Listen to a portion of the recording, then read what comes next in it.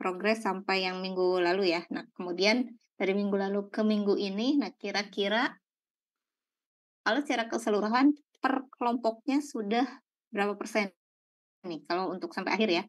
Saya tanya dulu dikira-kira aja, kira-kira kelompok kelompok saya sudah berapa persen untuk sampai akhir ya. Kelompok satu yang pemukiman kira-kira udah berapa persen nih? Kira-kira 70%. Kira-kira 70% Bu, karena udah sampai masa konstruksi, tinggal yang pas rekonstruksi lagi yang belum. Oh, pasca konstruksi berarti 70. Berapa tadi? 75, 70. 70 aja Bu. 70 aja. Flyover kelompok 2?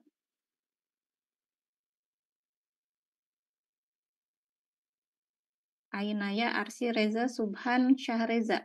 Kira-kira sudah berapa persen? Sekitar 60 Ibu. Nah, kok baru 60? Dari minggu lalu ke minggu ini ada yang dikerjain nggak? Ada Ibu. Hah? Ada Bu. Sampai Ibu apa? masih nggak tahu gitu Bu berapa ini perkiraannya. Gitu. Sampai apa? Sampai apa?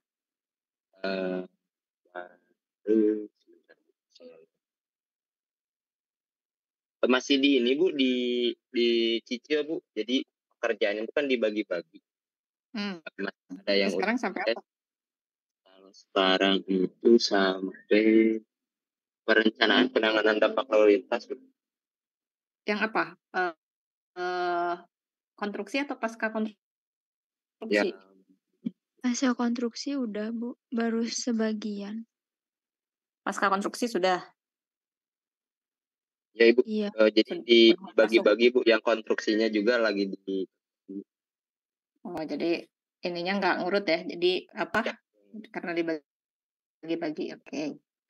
Pelabuhan? Kelompok 3, pelabuhan? Terminal Bu, maaf. Alia. Oh ya, ganti terminal ya. Terminal jadi berapa persen sekarang? Mungkin sekitar 68 sampai 70% Bu. Sampai apa tuh? Ini tuh kemarin kita berprogres tuh terakhir dari pasca konstruksi. Itu tuh udah ngitung yang kinerja jalan, dan untuk analisis dampak akibat perubahan kinerja jalan sama penanganannya itu baru disebutin aja gitu Bu. Belum sampai kayak yang digambarin atau apa gitu. Baru di deskripsi saja seperti itu. Okay. Perdagangan kelompok 4? Untuk kelompok 4 masih ini Bu 70%, udah mencapai masa konstruksi, cuman beberapa gambaran yang perlu digambar kayak di sketch gitu masih dalam progres Bu. Okay. Olahraga?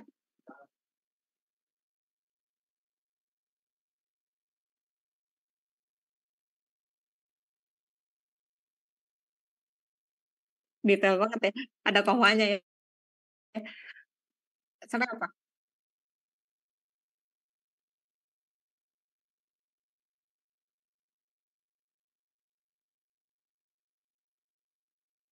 Analisis kinerja masa konstruksi. Kalau pasca belum masuk sama sekali. Oke. Kelompok 6, pendidikan? Sudah 70% Bu. Sudah sampai ke pasca konstruksinya. Pasca konstruksi udah mulai apa? Perhitungan analisis itunya Bu. Analisis kinerjanya. Ya. Oke. Baik. Jadi karena kita presentasinya di dua minggu lagi ya, berarti 2 minggu terakhir. Nah, minggu depan lalu karena sudah dijadwalkan untuk offline. Tapi ya itu, saya rencananya mau offline-nya digunakan untuk presentasi. Jadi minggu depan kalau untuk Anda lalin, kita masih Zoom aja ya. Jadi untuk minggu depan Anda lalin kita masih nge-Zoom. Jadi biar nanti pas offline-nya sekalian pas presentasi saja di 2 minggu terakhir. Nah, untuk minggu depan saya harapkan minimal sudah 90%. Nah, untuk minggu depan nanti tidak akan saya cek progres. Jadi minggu depan akan saya nilai progres, tapi dinilai progresnya per kelompok. Jadi tidak masuk Zoom bareng-bareng. Nanti saya jadwalkan misalkan kelompok 1 katakanlah jam 10.40 sampai jam 11 misalkan. Nanti urutan masuk Zoom-nya per kelompok. Jadi minggu depan itu diharapkan setidaknya 90%. Jadi belum selesai nggak apa-apa karena masih ada waktu di minggu depannya untuk presentasi. Nah, tapi minimal yaitu sudah kelihatan hasil akhirnya kira-kira akan seperti apa.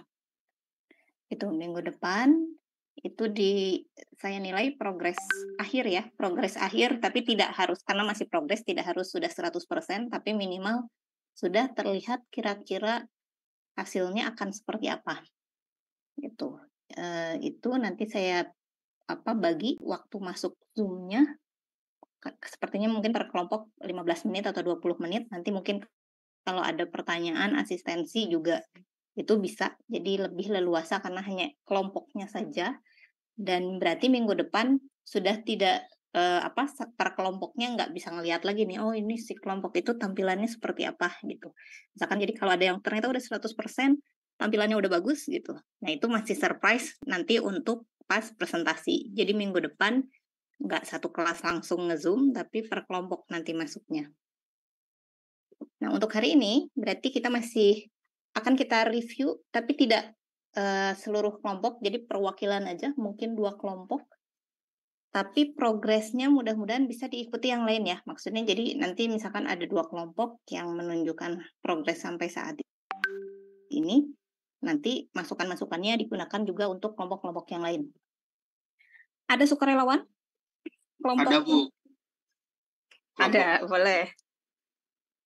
Kelompok 3. Ya, yang terminal. Oke, boleh. Boleh. Terminal boleh. Sebentar, Bu. Ya.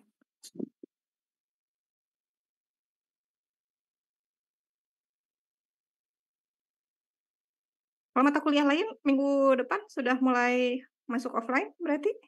Sudah ada informasi? Sudah, Bu. Sudah ada, Bu. Sudah. Offline ya. Jadi yang kerja gimana? Udah mulai izin berarti? Yang di luar kota.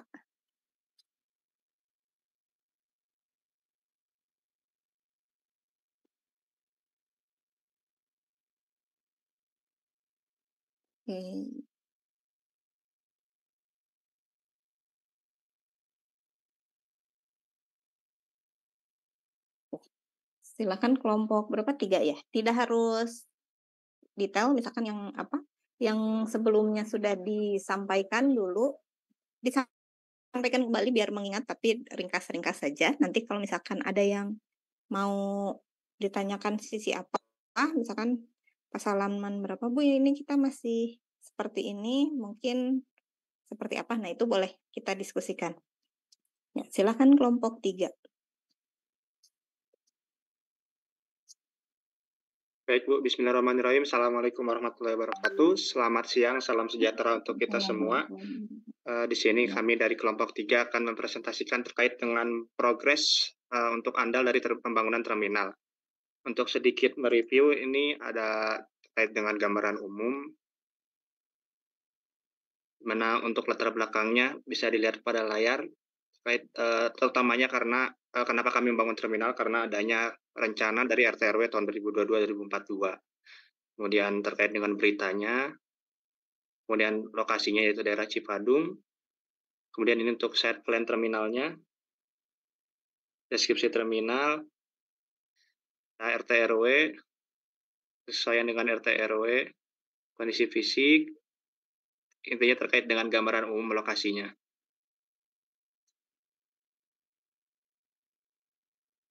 Ada kondisi sosial ekonominya juga, kemudian terkait dengan pelayanan angkutan jalan sekitar lokasi. Kemudian untuk progres yang belum disampaikan itu terkait dengan analisis kondisi lalu lintas existingnya. Di mana yang pertama itu ada terkait dengan geometrik jalannya. Untuk status jalannya itu jalan nasional kelas jalan 1, dengan lebarnya yaitu 5,3 sampai 5,5 untuk lajur lambat, serta untuk lajur cepatnya 6,3 sampai 6,5. Baik, selanjutnya itu adalah kondisi lalu lintas existing-nya. Untuk tahun 2023-nya itu, Q-nya itu sebesar 1.211,274 SMP per jam, dengan kapasitasnya itu 1.468,8. Derajat kejenuhannya 0,85 sehingga tingkat pelayanannya D.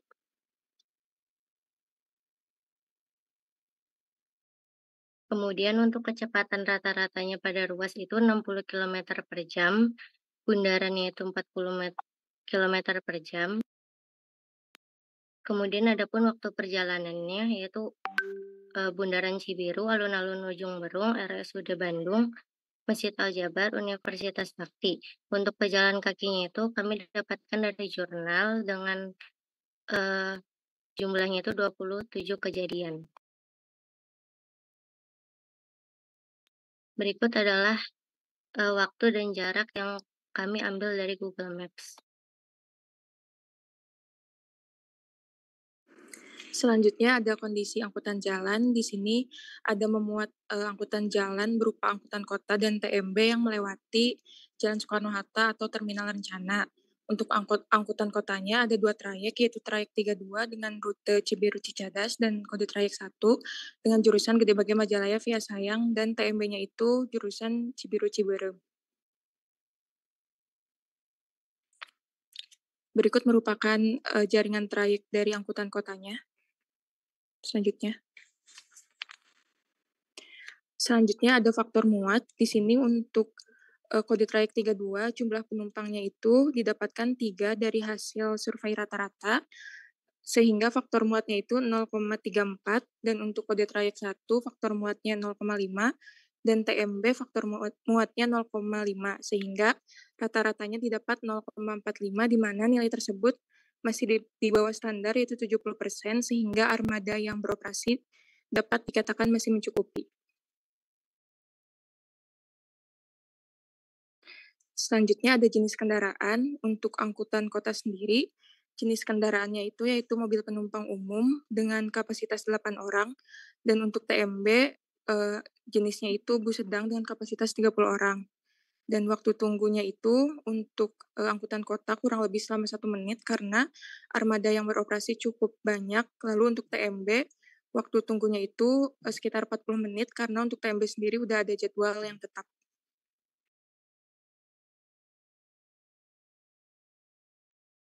Baik, selanjutnya itu mengenai gambaran metode konstruksi yang akan dilaksanakan.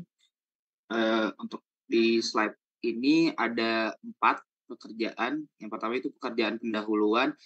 Untuk pekerjaan dapat dilihat pada layar. Kemudian yang kedua itu pekerjaan tanah dan fondasi. Yang ketiga itu pekerjaan beton. Lalu yang keempat itu pekerjaan struktur. Selanjutnya. Kemudian yang kelima yaitu ada pekerjaan perkerasan. Lalu yang keenam ada pekerjaan trotoar. Selanjutnya. Kemudian yang terakhir yaitu ada pekerjaan taman. Untuk subnya dapat dilihat pada layar. Selanjutnya di sini terdapat flowchart metode pelaksanaan konstruksi. Yang pertama yaitu kami melakukan survei lokasi proyek, stripping, land clearing and grubbing, dan pekerjaan tanah.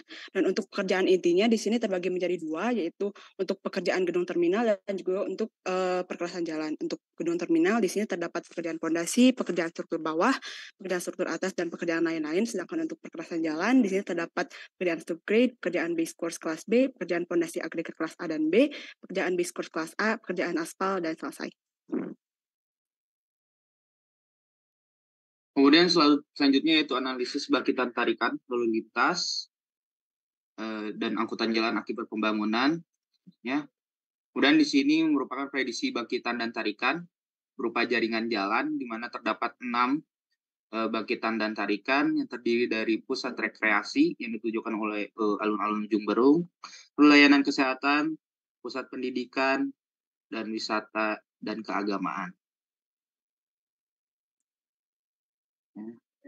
Kemudian ini merupakan matriks jarak perjalanan yang dapat dilihat pada layar. Kemudian ada juga matriks waktu tempuh yang bisa dilihat pada layar. Kemudian selanjutnya ada terkait dengan rute tercepat dari masing-masing pusat bangkitan untuk menuju terminal, baik rute terlambat maupun dari rute tercepatnya. Selanjutnya terkait dengan kinerja lalu lintas masa konstruksi. Untuk menghitung kinerja masa konstruksi, maka di sini kami menghitung terlebih dahulu kebutuhan alat berat pada masa konstruksi ini. Ada alat berat yang dibutuhkan antara lain yaitu ada bulldozer, ekskavator, tandem roller, truck mixer, concrete pump, mobile crane, motor grader, vibro roller, tandem roller, spreader box, dan aspal finisher maupun sprayer.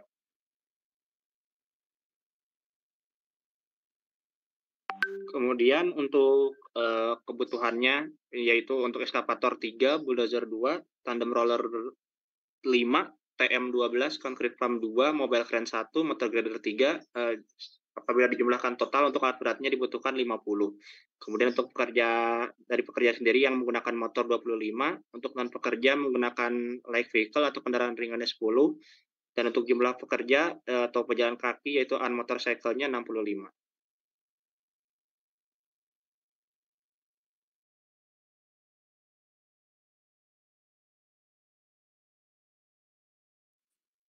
Oke, selanjutnya di sini terdapat analisis kinerja jalan kondisi lalu lintas fase konstruksi.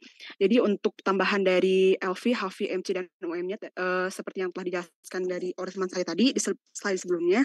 Untuk tambahan LV-nya tadi ada 10, HV-nya 65, MC-nya 10, dan UM-nya 65. Dan ini satuannya sudah SMP per jam, sudah dikalikan dengan faktor kendaraan sesuai dengan PKJI tahun 2023. Sehingga nilai derajat kejenuhannya itu dihasilkan 0,927 dan untuk tingkat pelayanannya berubah jadi nilai dan untuk pejalan kakinya menjadi 59 kejadian. Next. Selanjutnya di sini ada waktu mobilisasi dan demobilisasi kendaraan saat masa konstruksi. Di sini ada berbagai macam kendaraan berat dan juga motorcycle dan juga mobil penumpang. Di sini kami plotting. Lalu untuk mobilisasi dan demobilisasinya itu kebanyakan pada waktu malam hari yaitu pukul 21.00 sampai 22.00.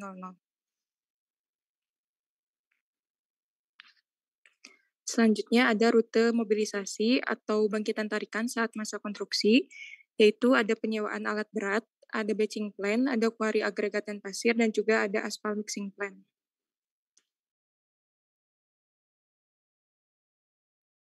Lalu kemudian berikut site plan untuk masa konstruksi, di mana terdapat bagian-bagian dari area konstruksi seperti direksi kit, area bongkar muat, pintu masuk, pintu keluar, kemudian ada area penghijauan, pos penjaga, parkir mobil dan motor, kemudian ada area parkir alat berat, dan yang terakhir yaitu ada area konstruksinya.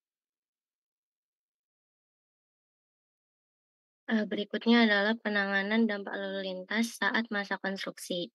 Yang pertama itu dengan melakukan sosialisasi kepada masyarakat sekitar, kemudian membangun pos pengamanan, terus memasang penerangan pada akses keluar masuk ke kawasan. Kemudian untuk mobilisasi alat berat dan material itu sebaiknya itu malam hari, yaitu pukul 21 dan sampai pukul 22 untuk menghindari kemacetan. Kemudian menyediakan tempat pembersihan roda truk dan pembersihan jalan. Kemudian memasang rambu atau alat pemberi isyarat pada kegiatan proyek tersebut. Untuk rambunya dapat dilihat pada kanan layar.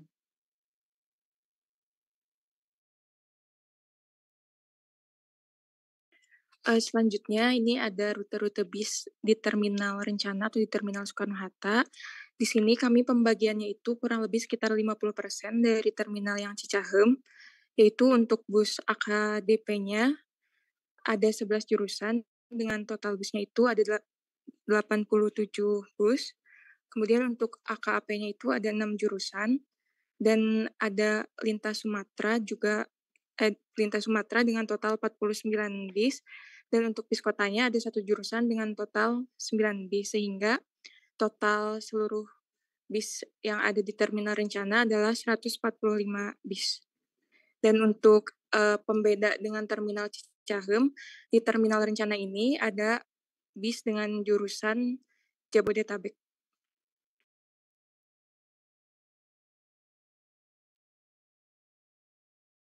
Dan next selanjutnya di sini terdapat analisis kondisi lalu lintas pasca konstruksi untuk tambahan dari kendaraannya seperti yang telah dijelaskan oleh Alia tadi tentang dari HV-nya, yaitu dari penambahan trayek bus untuk yang melewati Jalan Soekarno-Hatta, kemudian dihasilkan untuk derajat kejenuhannya yaitu menjadi 1,11, dan untuk nilai LOS-nya yaitu menjadi kelas F. Dan untuk pejalan kakinya di sini kami melakukan asumsi jumlah pejalan kaki itu yaitu 100. Next. Nah, di sini terdapat perbandingan kondisi lalu lintas antara kondisi existing, konstruksi, dan pasca konstruksi.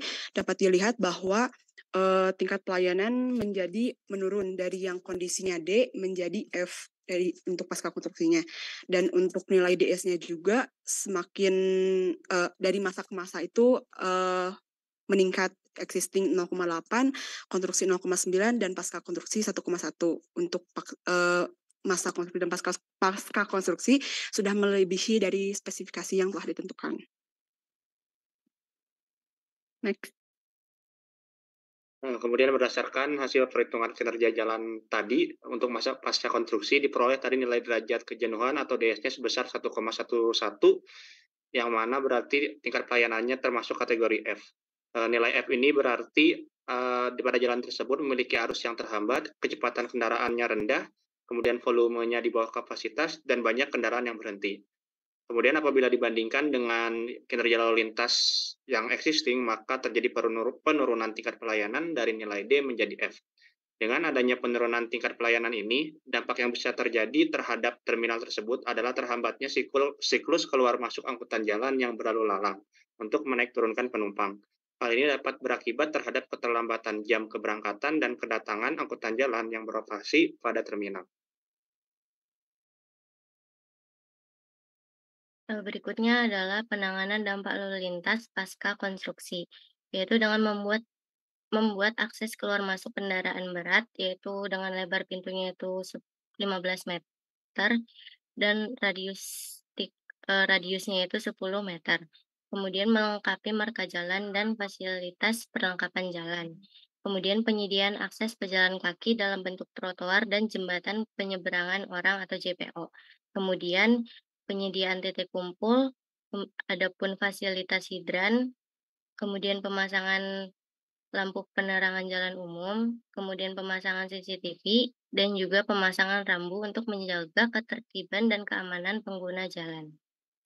Berikut ini adalah rambunya. Next. Cukup sekian yang dapat kami kelompok 3 sampaikan. Barangkali dari Ibu atau teman-teman ada tanggapan ataupun saran dan masukan. Terima kasih. Baik, terima kasih kelompok terminal. Sebenarnya sudah ini ya, sudah tinggal tampilan-tampilannya ya. Nah, ini ke layout dulu tadi, layout mungkin.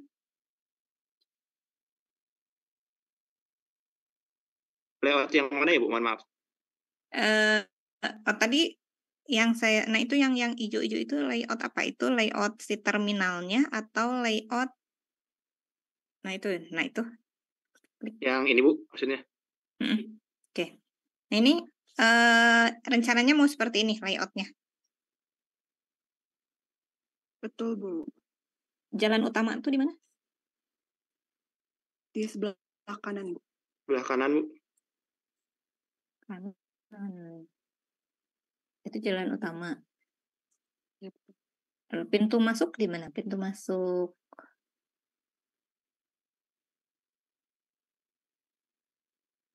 Jadi dari situ ini pintu masuknya itu gimana? Masuk ke jalan ini dulu, Bu. Seperti jalan lingkungan gitu.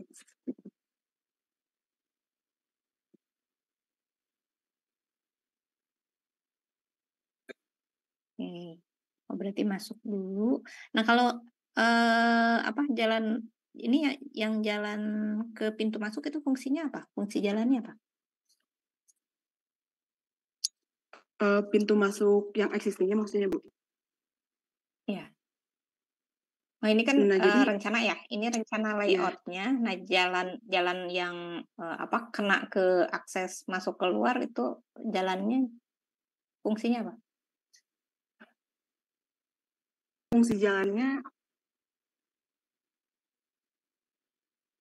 belum dicari tahu, Bu, kalau itu. Cuman sepertinya itu jalan lingkungan, Bu. Oh, jalan lingkungan. Tapi Iya, lebar ya? lebar. Itu jadi Berapa tuh? memang jalan yang dikhususkan gitu ya. Emang itu kemana sih? Jalan lingkungan gitu? Masa jalan Kalau lingkungan? sekarang tuh jadi pelitan poin, Bu. Tapi boleh masuk, umum boleh masuk. Boleh, tapi jarang gitu, Bu. Itu emang tidak dikhususkan untuk lalu lintas umum. Oke.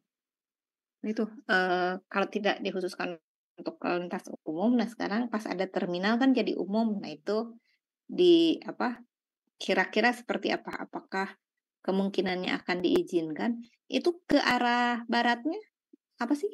Kalau terus ke arah barat itu apa? Ada apa di barat? Ada ruko, Bu. Itu dekat Ruko-ruko. tempat waktu itu dulu saya itu, Bu, tugas akhir yang masjid, nanti nyambung ke sana itu.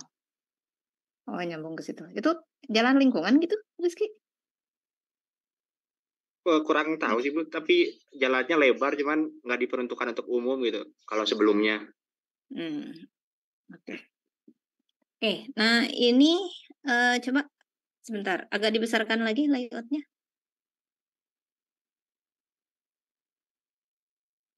Jadi nanti sama ya, untuk yang kelompok lain sediakan juga layoutnya. Yang pendidikan nanti layoutnya gedungnya mau di mana, parkirnya mau di mana gitu. Itu disiapkan. Semua pasti harus ada layoutnya. Oke, itu yang di bawah itu mulai atau dari masuk aja. Yang mulai jalan masuk itu apa? Parkir apa itu? Oke, jadi untuk dari jalan masuk kan itu ada 3 panah. Nah, itu tuh untuk yang jalan masuk paling sebelah kanan, itu untuk pintu masuk bis. Nah, terus itu tuh masuk, terus ada coba diperbesar lagi. Nah, ada perannya itu dibagi 3. Kan untuk terminal ini kami rencanakan untuk pelayanan terminal bus kota, AKDP sama AKAP. Nah, jadi untuk peran penurunan penumpangnya itu di sebelah situ gitu. Nah, terus itu juga untuk kami sediakan untuk terminal angkutan kota gitu. Jadi untuk orang yang telah turun dari bus bisa langsung naik angkot ke terminal angkotnya. Nah, untuk rutenya kalau angkot itu ke bawah gitu. Coba di yang mana? Atau kalau paling dari utara aja. Kalau dari utara itu apa? Untuk apa? Area apa tuh? Ini kan maksudnya untuk parkir kendaraan ya? Ya, betul. Yang di utara coba paling ke atas, utara Rizky.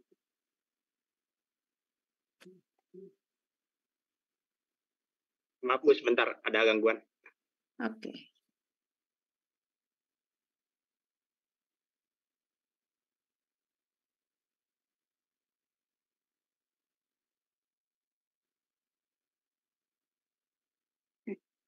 Nah, jadi untuk paling utara itu untuk pintu masuk dan keluar dan juga parkir kendaraan pribadi orang dipisahkan. Itu jadi ini apa? Jadi nah, ini parkir apa nih? Nah, itu untuk parkir kendaraan pribadi, Bu. Jadi yang ngantar-ngantar parkirnya di situ? Ya, betul. Oke. Ke bawah lagi.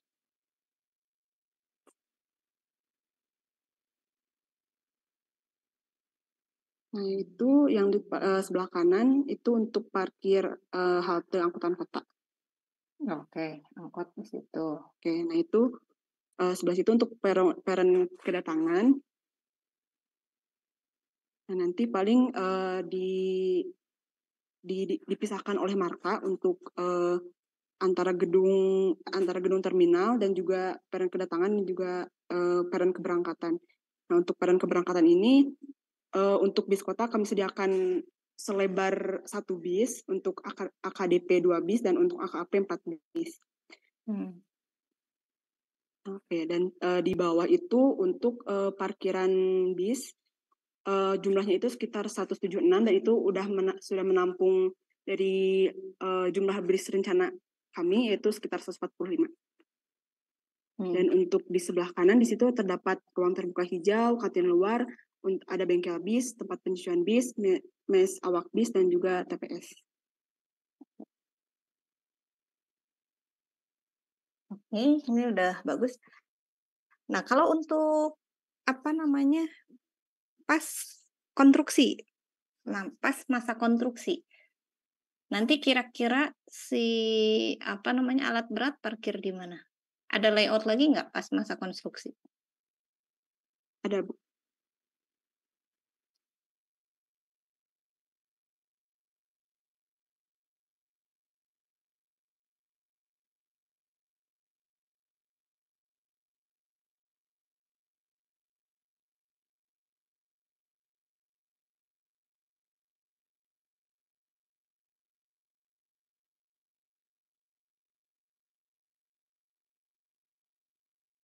Ditunggu sebentar ya, Bu.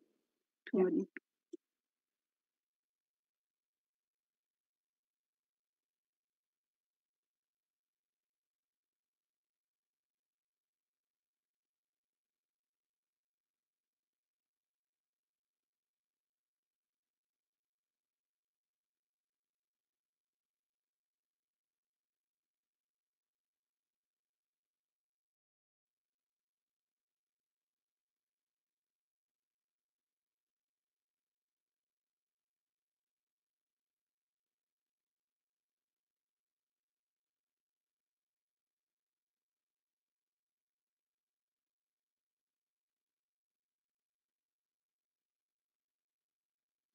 Ya baik Bu, untuk masa konstruksinya, untuk layoutnya seperti ini, di mana untuk pintu masuk ada di sebelah kanan, lalu untuk pintu keluarnya di sebelah kiri. Kemudian untuk layout selanjutnya itu ada direksi kit, kemudian ada area bongkar muat sebelah sini, dan clear area, kemudian untuk area parkir alat berat ada di sebelah kanan dan juga di sebelah dekat area penghijauan. Kemudian untuk parkir mobil dan motor itu ada di sebelah kiri sini. Kemudian untuk area konstruksinya ada di dalam, begitu. Jadi semua parkir ke dalam ya, karena luas ya. Betul, Bu. Nah, tadi kalau untuk analisis kinerja existing berarti Iya, Bu. existing masa konstruksi berarti tadi dihitung ulang ada tambahan pengaruh dari apa? Ada, Bu. Jadi dari HAFI itu kami analisis terdapat 50 tambahan HAFI-nya. Nilai derajat kejenuhannya itu yang tadinya 0,82 berubah menjadi 0,9. Nah, 50 dari apa? 50 tambahan dari apa? 50 itu dari alat beratnya saja, Bu. Alat beratnya ada yang ini keluar masuk siang? Coba ke slide ini, Rizky, yang checklist. Nah, ini. Alat beratnya sebenarnya kami asumsikan mobilisasi dan demobilisasi itu pada malam hari. Tapi untuk kinerjanya kami ambil yang maksimum, siapa tahu ada kondisi yang tidak sesuai dengan perencanaan. Jadi kami hitung saja gitu. Semua kebutuhan alat berat jumlahnya kami tambahkan dengan kondisi existing HAFI.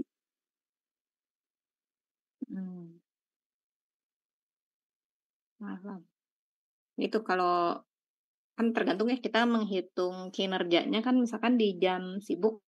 Tapi kalau misalkan si kendaraan beratnya tidak berlalu lintas di jam sibuk ya berarti tidak perlu ditambahkan gitu. Nah, kecuali yang mungkin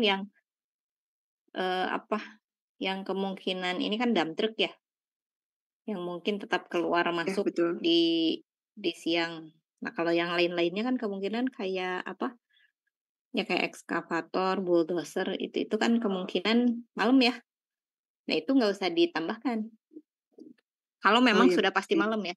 Kecuali memang ya walaupun siang kan kemungkinan nggak pas jam sibuk ya. Gitu. Iya betul. Nah itu dikeluarkan aja. Jadi kalau yang pasti malam, kayak apalagi yang pasti malam apa? Ya kayak pneumatik itu kan. Iya, Oh ini pneumatik di terperiksa nantinya kalau di ininya apa? Aspal. aspal, perkerasan Oh, parkirannya Bu. Oke. Kalau ini ada konkrit untuk apa? Untuk Konstruksi gedungnya, ya gedung terminal paling sama gedungnya ya. paling fondasi gitu. Oke. Nah itu jadi ntar dipilah lagi aja. Jadi yaitu nanti diinformasikan penambahan pas masa konstruksi itu nanti ada pergerakan yang kemungkinannya yaitu ya kalau dump truck kan kemungkinan dia siang malam ya. Ya mungkin kalau ininya siang gitu. Siang juga banyak dump truck keluar masuk. Nah itu penambahannya dari yang kemungkinan memang bekerja di siang aja. Kalau yang bekerja di malam berarti kan kemungkinan tidak mengganggu lalu lintas ya. Gitu. Oh ini Iya checklistnya udah betul. bagus nih, ada checklistnya ini udah bagus. Tapi tadi di hitungan kinerjanya berarti dipilih lagi. Oh iya, baik Bu. Oke. Sip.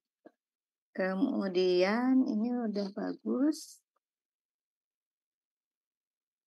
Yang ini tadi pasca konstruksi gimana pasca konstruksi? Tadi baru sampai apa kalau pasca konstruksi? Kinerja belum ya? Tadi sudah muncul analisis dampak. Kinerja sudah, Bu. Oh, kinerja sudah.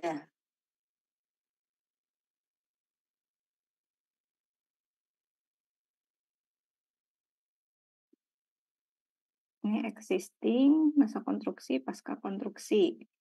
Kapasitas. Oke. Nah, DS. Nah, DS dia berubah. Nah, berarti jangan DS-nya aja yang dimasukkan. Berarti tadi volumenya ya. Kalau DS kan berarti kapasitas per volume. Nah, volumenya berapa peningkatannya? Nah, ini sampai DS-nya 1,1. Nah, dia dari misalkan existing tadi 0,8, sekarang jadi 1,1 itu berapa nih kenaikan volumenya? Oh ya baik Bu, nanti kita makan. Oke. Nah itu analisis kenaikan volumenya gimana tuh? Kan berarti ada kenaikan volume apa aja? Kalau pas pasca? Kalau pas pasca berarti ini paling tambahan dari HV-nya Bu, dari bis. Dari bisnya ya? Dari ya si operasional si terminalnya. Operasional Kalau ya selain rate itu per yang harinya. tadi ada kemungkinan tarikan, artinya yang tadi mobil atau motor yang awalnya tidak ke situ jadi ke situ. Itu diperhitungkan nggak?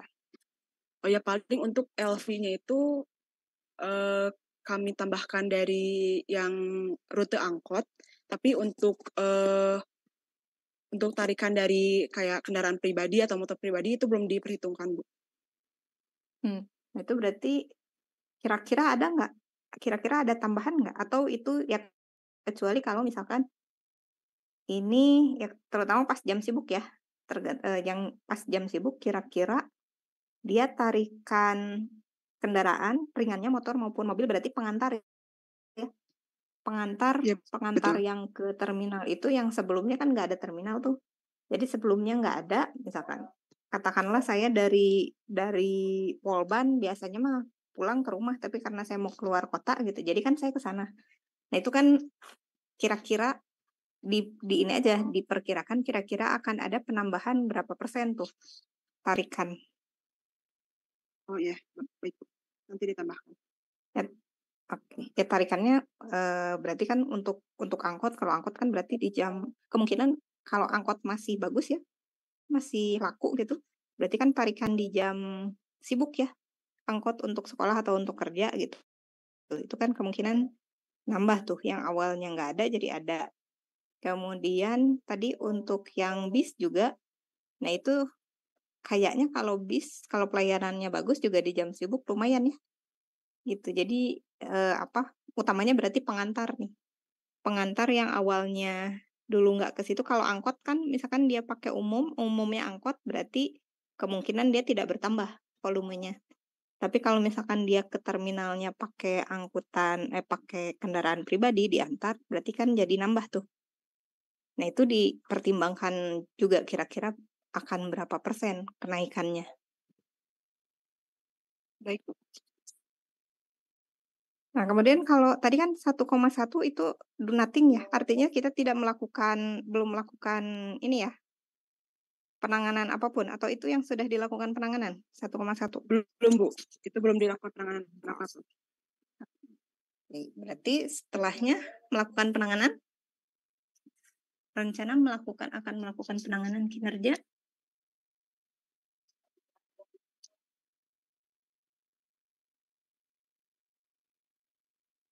Belum ke sana ya? Belum sampai ke sana ya? Baru Belum sampai sini ya? diskusi, Bu, sampai situ. Oke. Nah, ya nggak apa-apa, masih ada waktu. Nah, masih ada waktu, ya kalau ke ini berarti kalau ke presentasi masih 2 minggu ya. Nah, ini berarti nanti karena ini DS-nya sudah 1,1, artinya coba apakah bisa dicarikan saran penanganan yang akhirnya misalkan DS-nya, kalau existing aja kan sekarang 0,8 udah hampir jenuh ya. Hampir ke 0,85. Nah, sekarang berarti dengan adanya terminal, kalau tidak melakukan apa-apa, kinerjanya tidak ada pengaturan lalu lintas segala macam, itu 1,1. Nah, itu kan ada peningkatan. Nah, kira-kira ada solusi nggak, ada penanganan nggak yang bisa mempertahankan nanti si DS-nya kalaupun naik, tapi nggak sampai setinggi itu. Misalkan dari 0,82 ya jadi 0,9 lah gitu. Tapi nggak sampai 1,1. Nah, itu yang berarti PR-nya itu. Berarti sisa waktunya, berarti kira-kira penanganannya seperti apa nih?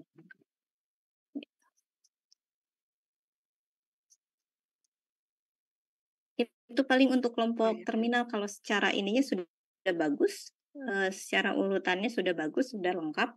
Ya tadi tinggal didetailkan penambahan ya. Penambahan volumenya itu dari apa, berapa persen, sama kira-kira, nah ini setelah ini berarti penanganannya kira-kira gimana nih? Penanganan untuk mempertahankan kinerja jalannya kira-kira nanti akan ada usulan penanganan apa?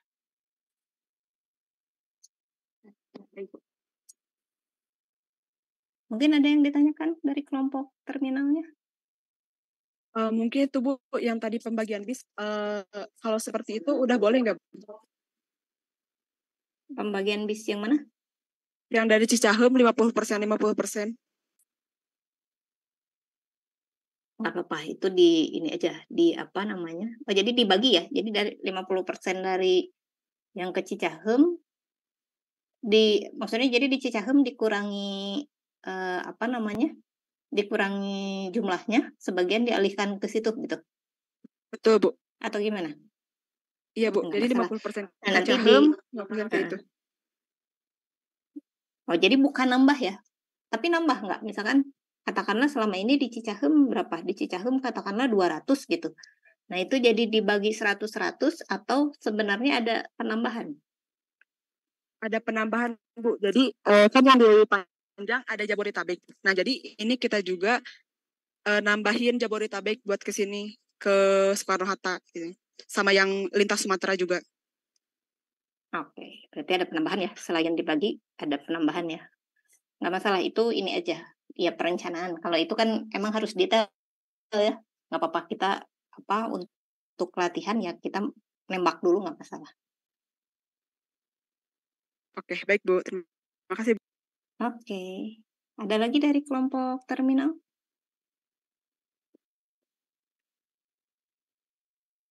Ini udah cukup baik, tinggal, nah ini tampilan akhirnya kira-kira nanti mau seperti apa. Oke, terima kasih untuk kelompok terminal. Ada satu kelompok lagi untuk sukarelawan? Kalau enggak ditunjuk. Atau Boleh. cukup satu kelompok? Kelompok Boleh. satu. Oke, Muhammad. Oke, kelompok berapa? Satu?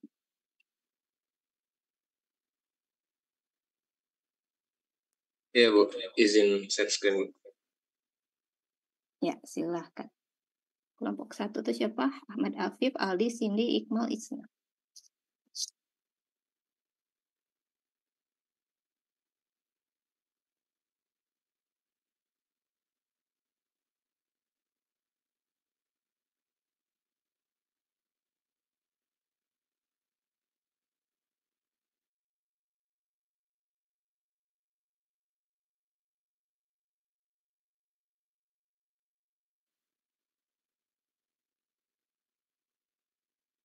Udah.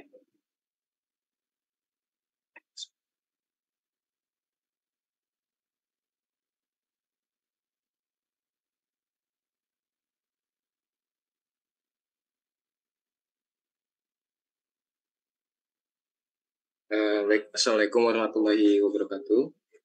Selamat siang Bu Risna serta teman-teman RPLT PJJ.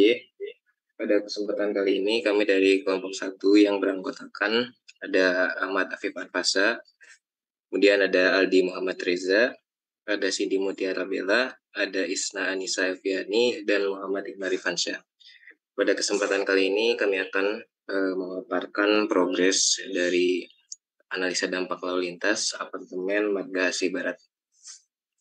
Baiklah, kita langsung ke pemaparannya.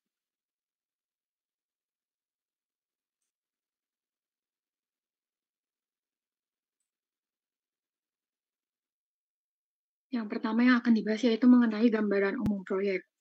Next.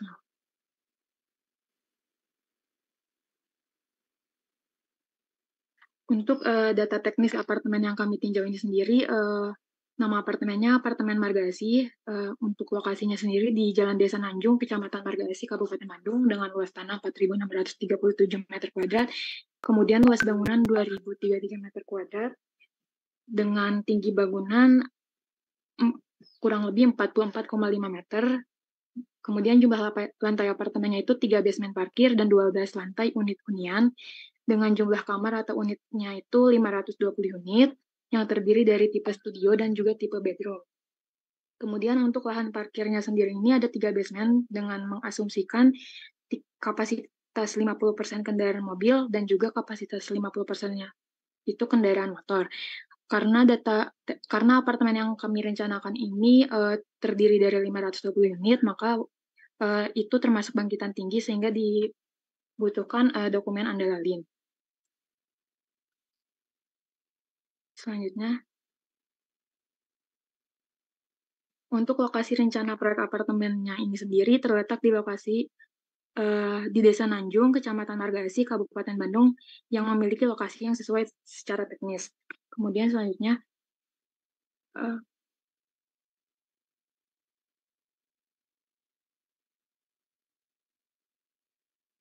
next, Mal.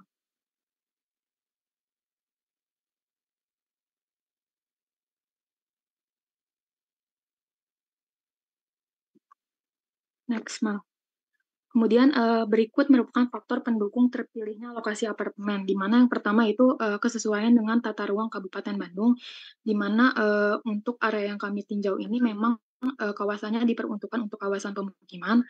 Kemudian yang kedua itu lokasinya strategis, dan yang ketiga itu ekonomis, di mana untuk Kabupaten Bandung di sore yang tersebut untuk harga biaya tanahnya itu masih cukup terjangkau. Kemudian selanjutnya,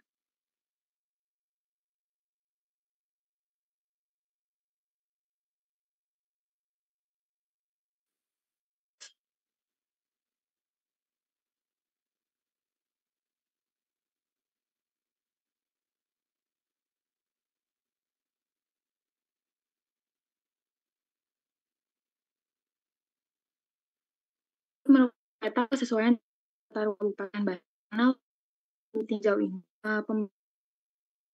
area kawasan yang ditentukan untuk pemukiman.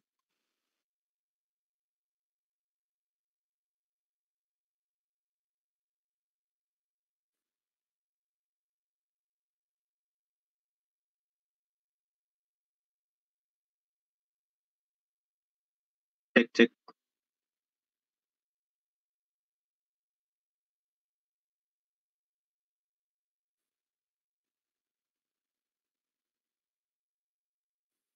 Baik, mungkin dilanjutkan oleh saya. Sepertinya ada kendala oleh Cindy-nya. Selanjutnya jika ditinjau berdasarkan peta rencana kawasan strategis untuk kawasan rencana apartemen kita itu memang termasuk ke dalam kawasan terpadu pemukiman Margasi. Next aja, Mang. Begitu juga untuk rencana jaringan prasarana, memang di lokasi rencana pembangunan apartemen itu jalan yang akan kita tinjau sekaligus yang menjadi dampak itu merupakan jalan kolektor, di mana jalannya itu namanya Jalan Pener. Next. Ini adalah perbandingan lokasi untuk rencana jaringan prasarana maupun rencana pola ruang yang memang jika dilihat jalan yang ditinjau itu merupakan jalan lokal kolektor sekunder. Nah, ini merupakan kondisi sekitar apartemen, di review sedikit, di mana di sekitar apartemen itu terdapat simpang Penir, juga kemudian ada tol Margasi Barat. Next. Nah, dari sisi strategisnya memang di lokasi apartemen ini terdapat beberapa kawasan yang merupakan yang berpotensi menjadi bangkitan maupun tarikan yang memang cukup strategis. Ini untuk kondisi jalan sekitar kawasan. Kemudian untuk tata guna lahan sekitar lokasi pembangunan itu, dimana kalau kita lihat di gambar itu yang berwarna merah itu merupakan lokasi pembangunan apartemen, sedangkan area sekitar pembangunan itu memang merupakan kawasan pemukiman. Jadi sepanjang jalannya warna kuning itu merupakan jalan Pener. Jadi masih belum terlalu banyak padat pemukiman, di mana memang di sana tuh banyak persawahan dengan sedikit kawasan permukiman. Next. Nah, jika dilihat pada gambar, memang ruas dan simpang yang terdampak itu kita melakukan penitikan di beberapa ruas dan beberapa simpang, di mana terdapat ruas 1 dan ruas 2 yang nantinya menjadi analisis untuk dampaknya, kemudian ada simpang 1 dan simpang 2. Nah, di titik-titik ini kita melakukan traffic counting berupa traffic counting ruas maupun traffic counting simpang. Untuk status jalannya memang ini merupakan jalan kabupaten dengan sistem jalan sekunder. Untuk fungsinya itu sendiri merupakan kolektor. Adapun tipikalnya itu 2/2 tidak terbagi dengan masing-masing lajur itu di 2,6 meter dengan total 5,2. Next. Nah, ini merupakan kondisi jalan Pener kalau kita lihat dari survei kemarin. Memang jika dilihat memang untuk arus kendaraannya sendiri itu memang tidak terlalu banyak ya. Padahal ini sebetulnya sudah di jam-jam sibuk, di sekitar jam 7 hingga jam 8 itu memang tidak terlihat banyak kendaraan yang melintas. Nah, ini kemudian untuk kondisi pelayanan angkutan jalan, karena ini merupakan jalan kolektor dan merupakan jalan perkotaan, jadi memang sesuai dengan PKJI 2023, untuk jalan perkotaan itu peruntukan jalan itu sebetulnya untuk kendaraan dengan jenis sepeda motor, mobil penumpang, dan kendaraan sedang. Sehingga untuk bis besar dan truk berat itu tuh jarang melewati jalan perkotaan, sehingga jikapun ada, kita hitung itu sebagai kendaraan sedang atau KS seperti itu. Next.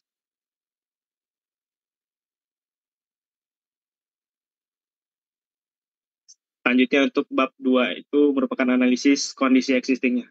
Dilanjut oleh Isna. Boleh, next. Nah, untuk titik survei lalu lintas, kelompok kami menentukan 4 titik dengan total 2 ruas dan 2 simpang. Untuk ruas 1 dan ruas 2 itu berada di Jalan Pener, simpang 1 itu antara Jalan Pener dan Jembatan Citarum Darawulin, sedangkan untuk simpang 2 itu antara Jalan Pener dan Jalan Cibisorok. Next. Nah, ini kondisi existing untuk ruas 1 dan ruas 2, di mana ruas 1 dan ruas 2 ini masih di jalan yang sama, yaitu Jalan Pener, dengan tipe 2/2 tidak terbagi. Untuk lebar lajur kirinya 2,6, lajur kanan 2,6, bahu jalan 1. Jadi total untuk lebar jalannya 5,2 dan lebar total 7,2 meter. Lalu terlihat untuk potongan melintang di sisi A dan sisi B. Untuk volume lalu lintas kami ambil di jam sibuk, yaitu jam 7 sampai jam 8. Untuk ruas 1, itu setelah dihitung dan dikonversikan menjadi satuan mobil penumpang, itu didapatkan total 405,2 satuan mobil penumpang per jam. Lalu untuk ruas 2-nya didapatkan 502,8 SMP per jam. Lalu dihitung juga untuk pemisah arah, untuk di ruas 1, arah 1 didapatkan 54,2%, arah 2 45,8%. Lalu untuk ruas 2 didapatkan pemisah arah pada arah 1 yaitu 53,22% dan arah 2 46,78%. Nah, untuk selanjutnya dihitung kapasitas ruas dengan memperhatikan ketentuan yang ada di PKJI 2023. Maka diperhitungkan atau dipertimbangkan untuk faktor-faktornya, yaitu faktor akibat perbedaan lebar lajur, pemisah arah, hambatan samping, dan ukuran kota. Maka didapatkan untuk ruas 1 kapasitasnya yaitu 1.518,53. Itu hasilnya sama seperti ruas 2, juga didapatkan kapasitas yang sama. Tetapi untuk derajat kejenuhan pada ruas 1 didapatkan 0,267, sedangkan untuk ruas 2 didapatkan 0,331, di mana hasil tersebut masih jauh di bawah angka 0,85. Next. Nah, ini untuk gambar untuk potongan melintang serta tampak atas ruas jalan 1 dan ruas jalan 2. Next. Selanjutnya yaitu kondisi simpang 1. Simpang 1 itu di mana simpang antara Jalan Pener dan Jembatan Citarum Darawulin. Nah, untuk perhitungan volume lalu lintas kami mempertimbangkan dari Jalan Minor dan Jalan Mayor. Yang selanjutnya didapatkan untuk key totalnya setelah masih dalam satuan kendaraan per jam itu didapatkan 1098 kendaraan per jam. Next.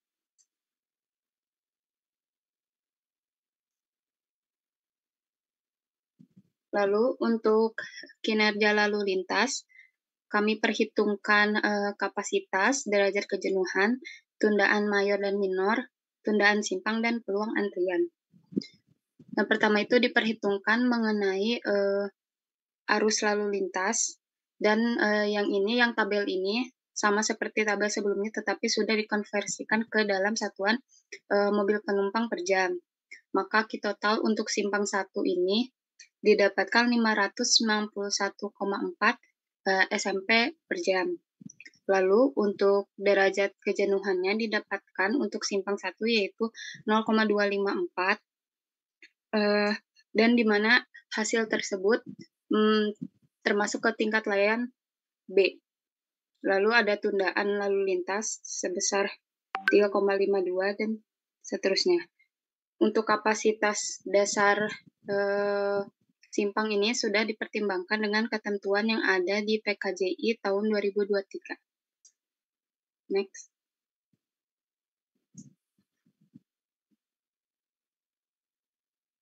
Selanjutnya yaitu kondisi simpang 2. Simpang 2 ini berada di antara Jalan Pener dan Jalan Cibisono. Untuk volume lalu lintas simpang 2 dipertimbangkan dari 3 lengan dengan Jalan Minor dan Mayor, didapatkan untuk total kendaraannya itu 1.156 kendaraan per jam.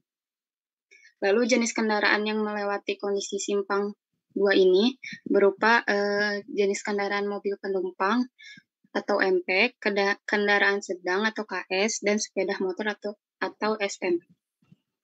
Next.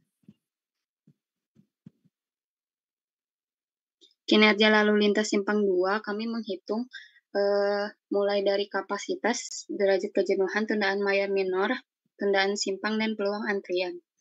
Untuk arus lalu lintas dalam satuan SMP per jam didapatkan untuk simpang 2 itu total 649,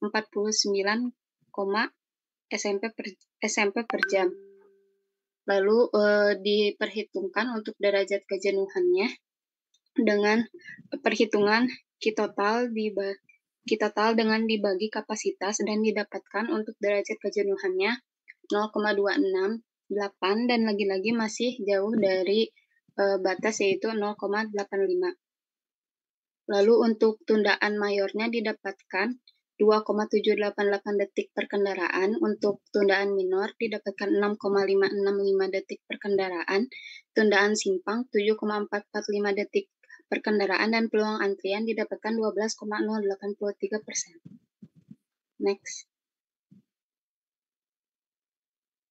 Setelah perhitungan analisis kondisi existing sebelumnya, maka didapatkan untuk tingkat pelayanan dengan memperhitungkan rasio nilai V per C itu didapatkan tingkat pelayanan B, di mana arus stabil tetapi kecepatan operasi mulai dibatasi oleh kondisi lalu lintas.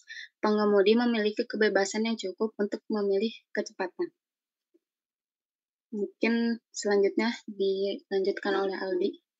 Selanjutnya itu bab 3 yaitu metode konstruksi, di mana pada yang pertama ini ada pekerjaan pondasi, di mana pekerjaan pondasi ini terdapat ada 4 pekerjaan yaitu galian tanah, pemancangan pondasi, lalu pembersihan untuk pile cap dan pengecoran.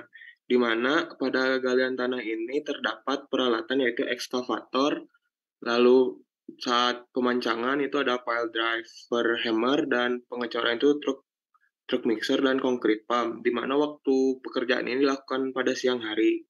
Selanjutnya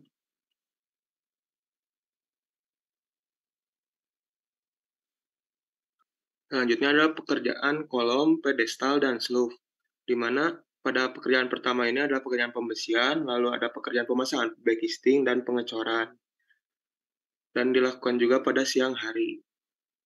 Selanjutnya yaitu ada pekerjaan plat lantai, di mana pada pekerjaan ini terdapat pekerjaan pembersihan dan pengecoran. Selanjutnya, lalu ada pekerjaan kolom dan pekerjaan balok, di mana pada pekerjaan pertama ini ada pemasangan backisting, dan pada pekerjaan keduanya itu ada pengecoran dengan alat truk mixer dan concrete pump, dan dilakukan pada siang hari. Selanjutnya itu ada pekerjaan di ketinggian, yaitu pekerjaan ini dilakukan dengan alat bantu kren dan dilakukan pada waktu siang hari. Kenapa kami memilih waktu siang hari? Karena pada proses pembangunan apartemen ini tidak terlalu berpengaruh terhadap kondisi kinerja lalu lintasnya, sehingga kami memilih waktu pada siang hari. Next. Selanjutnya akan dijelaskan oleh Iqmal.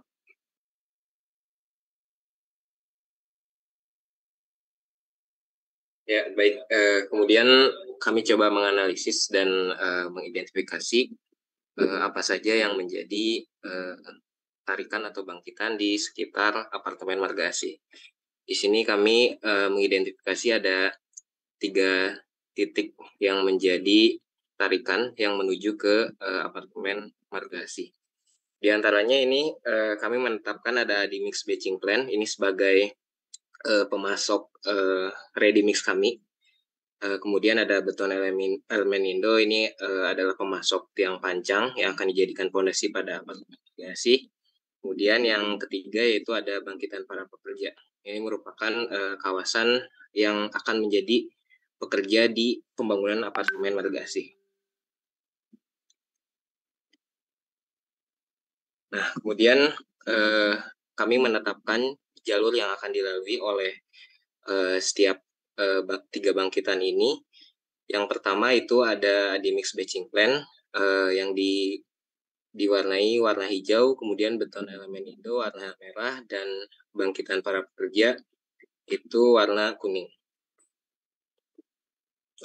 Nah, kemudian setelah kami menghitung jumlah SMP per jam dari masing-masing pekerjaan yang akan dilakukan di pembangunan apartemen Margasi ini.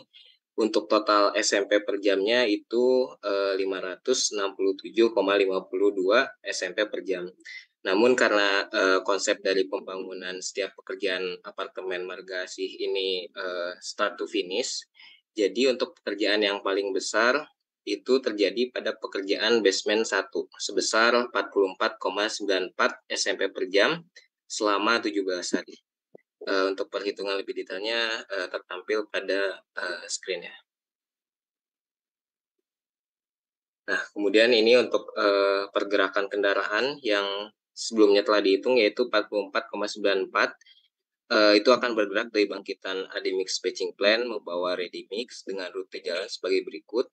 Yang pertama masuk ke Jalan Soekarno-Hatta, kemudian ke Jalan Buah Batu, kemudian masuk tol Buah Batu, kemudian nanti keluar tol Margasi dan masuk Jalan Pener, dan nanti diakhiri masuk ke apartemen Margasi. Nah, kemudian ini untuk beton elemen Indo, ini adalah memasok pondasi tiang pancang yang akan dijadikan sebagai pondasi dengan telah dikonversi menjadi 3,45 SMP per jam. Untuk rutenya akan melalui Jalan Raya Batu Jajar, kemudian Jalan Kerkov, Jalan Raya Nanjung, Jalan Pener, kemudian sampai ke apartemen Margasi. Ini merupakan perhitungan ya untuk jumlah orang atau pekerja yang dibutuhkan selama pembangunan apartemen Margasi. Untuk jumlahnya sendiri itu ada di 151 orang dengan pekerjaan yang paling besarnya itu pekerjaan plat lantai basement 1 atau basement 2 dan atau basement 3. Kemudian setelah dikonvert menjadi SMP per jam itu didapat 6,54 SMP per jam. Kemudian untuk rutenya sendiri karena para pekerja ini kan bergerak di awal proyek saja ya, karena sebagian besar itu menetap di apartemen Margasi sampai akhir pembangunan apartemen Margasi. Untuk rute jalan yang akan ditempuh oleh para pekerja ini melewati Jalan Cililin Cihamplas, kemudian Jalan Raya Cihamplas, Jalan Raya Cipatik, Jalan Raya Nanjung, Jalan Pener, dan sampai ke apartemen Margasi. Selanjutnya dilanjut oleh Afil. Baik, untuk selanjutnya merupakan analisis metode pelaksanaan, di mana pada layar ini merupakan model analisis kita, di mana sudah dijelaskan sebelumnya oleh Iqmal. Memang untuk pekerjaan konstruksi apartemen ini skemanya itu start to finish, artinya tidak ada pekerjaan yang dilakukan secara overlap ataupun secara berbarengan. Namun ini merupakan model atau rangka berpikir kami dalam menentukan atau menganalisis besaran arus lalu lintas akibat dari pelaksanaan apartemen. Nah, jika dilihat di layar itu nanti kita akan menemukan atau mendapatkan nilai kendaraan per jam yang paling maksimum, sehingga arus tersebutlah yang kita jadikan analisis selanjutnya terhadap kinerja jalan yang ada di Jalan Pener. Next.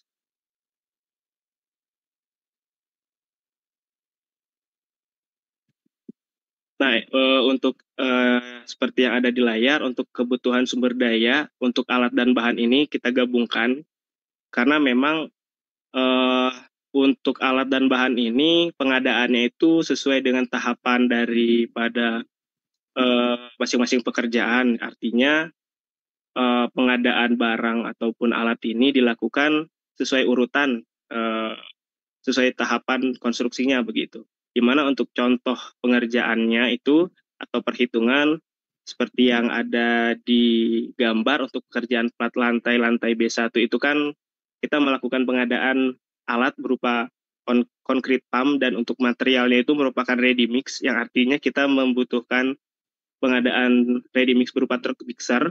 Nah, di mana untuk volumenya itu sendiri kan itu 756 meter kubik dengan durasi selama 7 hari pengerjaan, sehingga untuk unit per harinya itu untuk concrete pump itu dibutuhkan 2 unit per hari, dan untuk ready mix itu dibutuhkan 111 unit per hari, artinya ada 111 ready mix pada saat pengadaan tersebut. Sehingga kalau kita konversikan menjadi satuan mobil penumpang didapat untuk pekerjaan plat lantai itu di 23,21 SMP.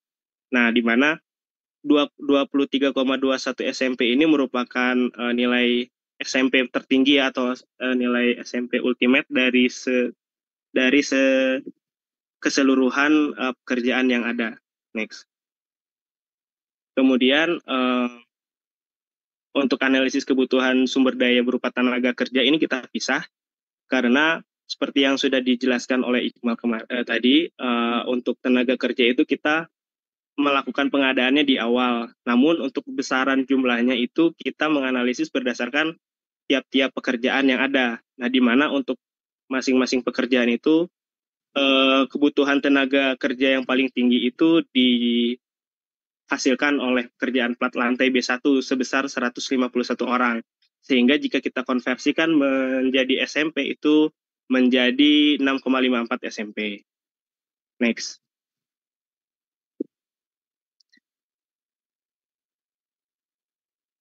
Nah, ini merupakan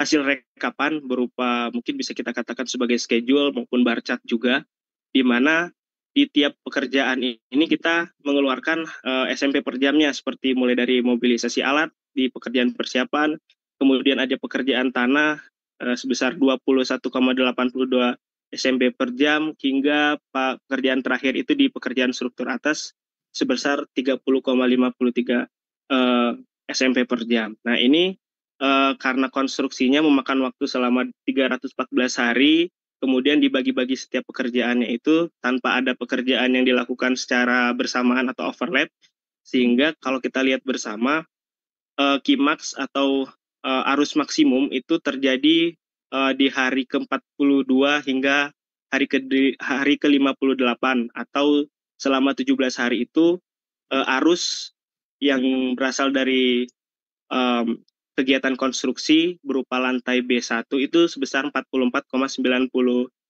SMP per jam. Nah, dari analisis ini, angka 44,94 inilah yang kita jadikan sebagai sumbangan dari kegiatan konstruksi terhadap kinerja lalu lintas yang ada di ruas Jalan Pener maupun di simpang yang sudah kita tentukan sebelumnya.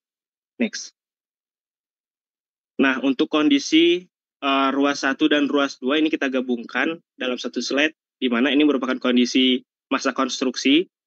Kalau kita lihat dari perhitungan sebelumnya yang telah dijelaskan oleh Isna, di existing itu baik ruas 1 maupun ruas 2 itu derajat kejenuhannya masih di bawah tingkat waspada ya. Kalau di PKJ itu tuh sebesar 0,85, di kedua ruas itu masih sekitar 0,26 dan 0,33. Nah, kemudian kita analisis juga untuk masa konstruksinya, di mana untuk sumbangan tadi dari masa konstruksi itu sebesar 44 SMP itu mempengaruhi derajat mempengaruhi arus dulu ya, arus SMP per jamnya itu tidak begitu signifikan. Mungkin untuk ruas 1 kalau kita lihat total 2 arah itu untuk ruas 1 itu di 405 SMP, sedangkan di setelah konstruksi untuk ruas 1 itu di 450. Nah, begitu juga untuk di ruas 2 tidak begitu signifikan, sehingga di masa konstruksi ruas 1 maupun ruas 2 juga level of service-nya juga masih dalam batasan atau skala B, di mana untuk ruas 1-nya itu 0,296 dan ruas 2-nya itu 0,361. Begitu, next. Kemudian untuk kinerja lalu lintas simpang yang pertama, yaitu simpang Jalan Pener dan jembatan, kita juga hitungkan, di mana dari analisis existing kita tambahkan sumbangan dari masa konstruksi atau kegiatan konstruksi, di mana kalau kita lihat di existing itu tadi derajat kejenuhan untuk simpang 1 ini di angka 0,254, sedangkan untuk di konstruksi itu hanya naik sedikit, hanya sekitar 0,02 ya, di mana menjadi 0,273 di situ. Nah, untuk tundaannya itu sendiri, di tundaan simpang itu menjadi 8 detik per kendaraan, yang awalnya itu hanya 7,8, artinya hanya menambah 0,2 detik per kendaraan. Nah, dan peluang antriannya juga tidak begitu signifikan bertambah, hanya sampai 12,33% gitu. Next. Untuk simpang 2 masih sama, tidak begitu banyak perubahan yang signifikan atau pertambahan yang signifikan, di mana untuk existing itu arus awalnya aja untuk existing itu di 649 SMP per jam, sedangkan untuk masa konstruksi di 694.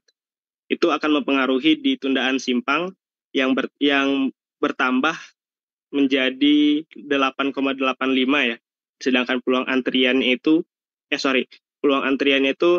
dari 12,08% naik menjadi 12,9%, hanya naik sekitar 0,9 atau naik 1% begitu. Next.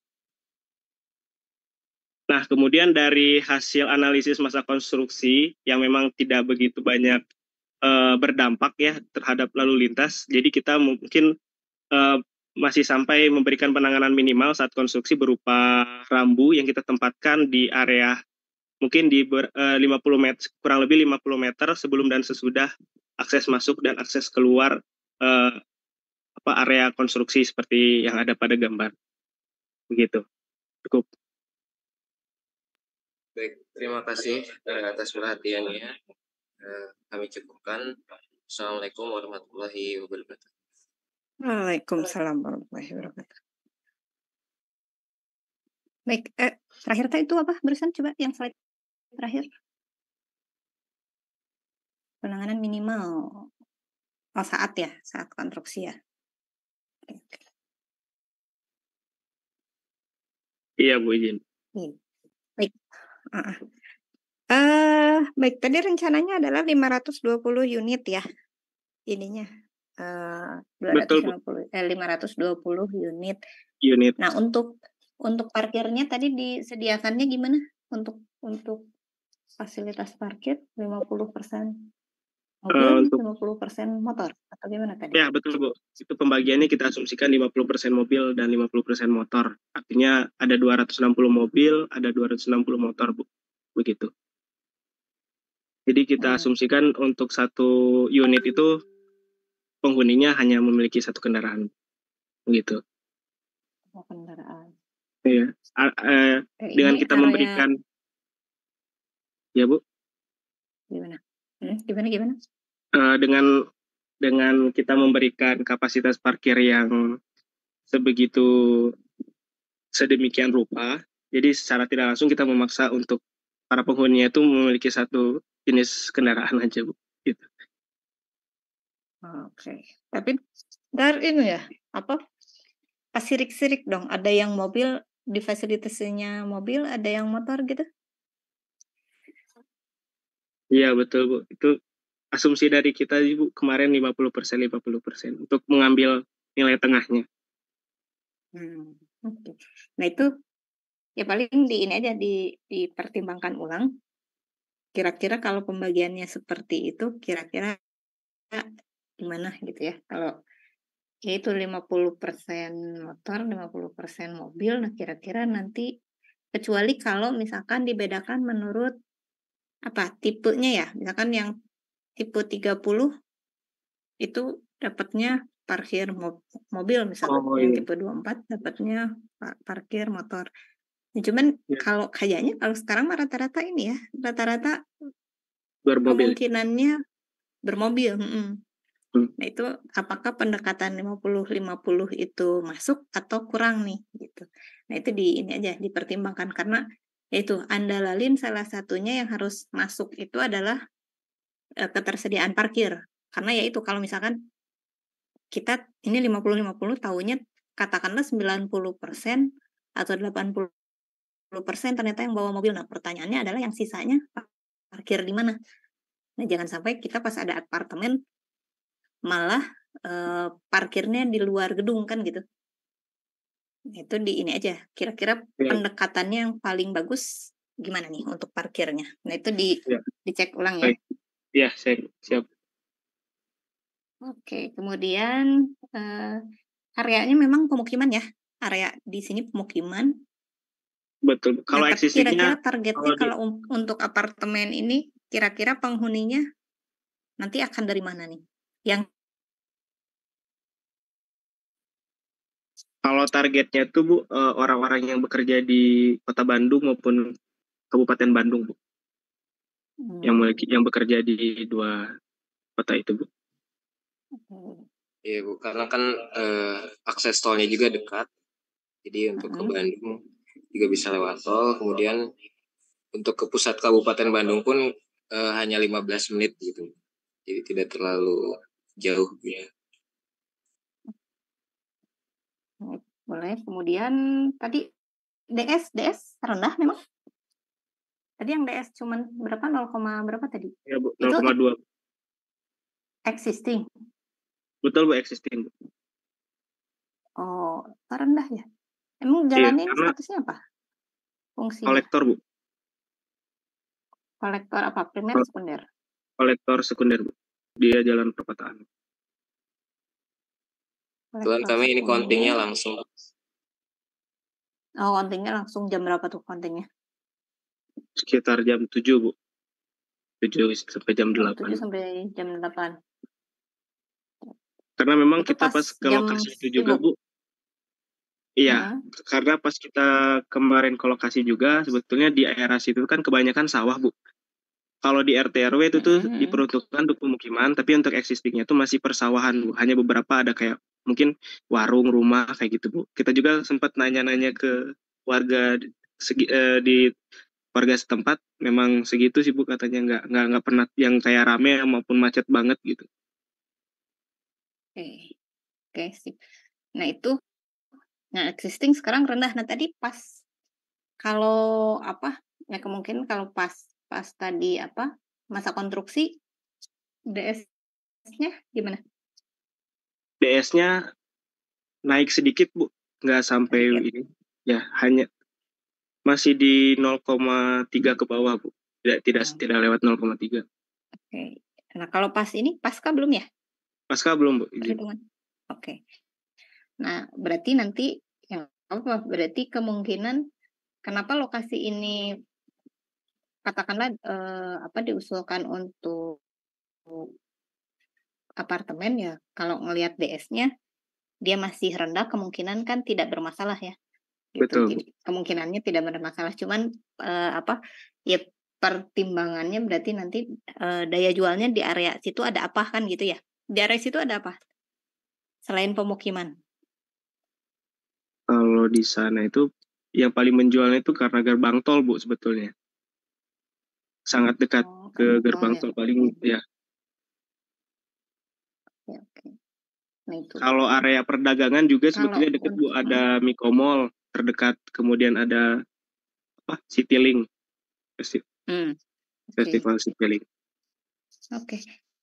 Nah, kalau untuk yang barusan sampai yang coba yang tadi yang terakhir itu yang gambar. Nah, itu. Itu gimana itu? Masuknya lewat mana? Untuk masuk kemana Bu? Area konstruksinya area ya Bu? konstruksi. Untuk area konstruksi itu akses masuk keluarnya kita bisa Bu. Jadi memiliki akses sendiri-sendiri. Kayak yang digambar itu Bu. Masuk lewat mana? Masuk lewat Masuk kiri. yang mana? Oh, yang kiri. Keluar kiri, ke kanan. Keluar yang kanan itu ada truk. Kalau layout rencana apa? Apartemennya udah ada belum? Belum kita masukin sih Bu kemarin. Oh, belum. Ya. Nanti dimasukkan. Jadi layoutnya gimana? Terus tadi yang tipe apa? Tipe 24 sama tipe berapa tadi? 36 ya? 30. Itu di sebelah 30. Nah, itu di sebelah mana? Terus parkir juga. Parkir apa? Basement atau gimana? Basement, Bu. Atau luar? Basement 3 lantai, Bu. Oh, basement 3 lantai. Berarti ini area luarnya ini hanya apa? Sawah Bu sebetulnya Bu, di kiri kanan. Bukan. Yang masih masuk kotak apartemennya ini yang coklat nanti apa tuh? Oh, ini itu kan nantinya yang H itu. Ya, itu untuk sirkulasi kendaraan Bu. Jadi sebetulnya yang kotak coklat itu nanti aspal Bu, di aspal, kemudian ada akses masuk dan keluar untuk ke basementnya Bu. muter gitu Bu jalannya. Hmm. Mirip yang kayak di Asia Afrika Bu. Oke. Nah itu nanti layout rencana jadinya itu di ini aja ya, diperjelas Iya Bu. sama sirkulasi masuk kemana, apa kalau mau ke parkir kan parkir di basement berarti dia kemana, nanti kalau keluar kemana. Nah itu sirkulasi untuk semua kelompok ya, layout bangunan kita plus sirkulasinya itu harus muncul. Nah itu nanti diperjelas aja. Nah kemudian nanti untuk yang pasca, nah ini nanti kayaknya serunya yang pasca ya, pas pasca tarikan bangkitannya seperti apa. Kalau sampai masa konstruksi kayaknya ini oke sih, sudah oke kayaknya. Yang kelompok 1. Nah, tinggal nanti yang pasca konstruksinya berarti kan tadi kira-kira yang tinggal di situ umur berapa? Katakanlah kalau umur bekerja kan berarti memang dia pasti nambah peak ya. Iya. Keluarnya pas jam bekerja semua. Nah itu berarti kan tinggal ditambah kalau misalkan ada 520 unit. Kalau diperhitungkan setiap rumah cuman satu yang bekerja berarti ada 520 kendaraan keluar pada jam sibuk misalkan. Iya. Atau kalau misalkan di rumah yang ada yang kerja, ada yang sekolah, nah itu bisa nambah lagi ya pergerakannya. Jadi walaupun 520 unit, tapi berarti pergerakan keluarnya bisa jadi lebih banyak dari 520 kan ya. Gitu. Nah itu di ini aja. Kira-kira pendekatannya seperti apa? Baik Bu. Izin Bu, berarti untuk analisisnya kita menggunakan kapasitas maksimumnya aja Bu ya sebagai besaran bangkitan atau tarikannya gitu ya Bu. Boleh. Itu tadi di ini aja pendekatannya kira-kira, nah misalkan kita ada 520 unit, nah kira-kira yang akan keluar pada jam sibuk ya utamanya, ya mungkin di situ ada satu unit ada 2 atau 3 orang gitu, tapi pas yang keluar di jam sibuk ada berapa sih? Katakanlah kalau misalkan ada suami istri dua-duanya bekerja, terus dua-duanya katakanlah ya tadi ternyata dua-duanya punya kendaraan atau yang satu pakai kendaraan, yang satu pakai umum gitu. Nah itu kan berarti sudah terhitung 2 ya gitu. Tapi kalau pendekatannya adalah ya katakanlah dari 520 unit itu yang keluar pada jam sibuk itu katakanlah berapa persennya. Nah, berapa persennya itu pendekatannya apakah 1 unit 1 gitu ya. Apakah 1 unit 2. Nah, seperti itu nanti dibuat aja deskripsinya. Kita melakukan pendekatan jadi 1 unit itu misalkan yang keluar pada jam sibuk adalah misalkan berapa orang untuk bekerja misalkan. Nah, atau kalau misalkan punya anak untuk sekolah. Nah, untuk sekolahnya itu apakah bareng bapaknya perginya gitu ya? Atau kendaraan sendiri dengan umum atau yaitu dengan diantar oleh ibunya. Nah, itu kan itu harus ada pendekatan itu. Nah, berarti tadi target pasarnya si apartemen ini ke siapa gitu. Jadi nanti tinggal kira-kira pertambahannya berapa gitu. Kayaknya kalau apartemen serunya di situ pas pasca nambahnya pendekatannya gimana nih gitu. Jadi kalau kita semua kelompok pendekatannya nggak apa-apa kita kira-kira dulu ya masuk gitu ya, pendekatannya masuk akal. Jadi kalau yang betul kita memang harus cari referensi ya, harus cari referensi misalkan dari karya ilmiah yang sejenis ya atau penelitian sejenis kira pendekatannya ini berapa persen, tapi kalau saja tadi pendekatannya seperti apa, sama dengan yang lapangan bola gitu ya, artinya gimana yang kira-kira datang di jam sibuk atau misalkan ternyata dijadwalinnya bukan jam sibuk buat waktu latihannya. Nah itu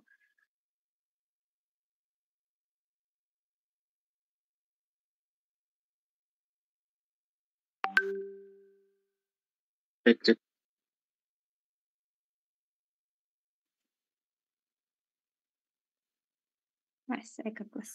Ya, jadi analisisnya kita minimal deskriptif dulunya keluar gitu.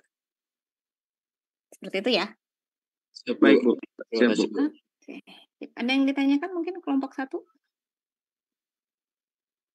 Kalau secara uraiannya sampai yang ini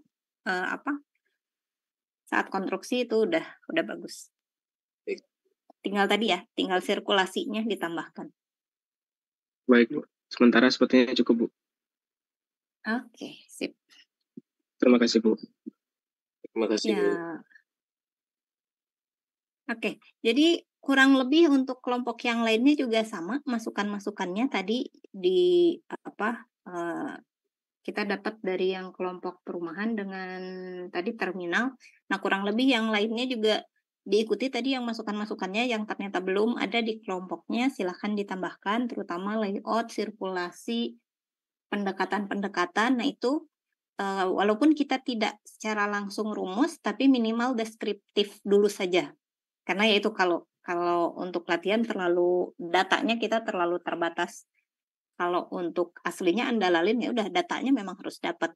Nah, kita karena terbatas, nah minimal pendekatan-pendekatannya kita secara deskriptif dulu. Ya tadi misalkan 520 nanti yang keluar untuk di jam sibuk untuk bekerja berapa persen, misalkan untuk sekolah berapa persen, nah itu dimasukkan. Yang lain-lain juga sama, fasilitas perdagangan segala macam itu sama. Gitu. Jadi pendekatannya, jadi minimal yang tugas andalalin ini logikanya masuk dulu. Itu kalau secara hitungan sebenarnya itu mau ngikutin lah. Kalau hitungan itu ngikutin. Kalau logikanya sudah masuk, sebenarnya hitungan tinggal ngikutin.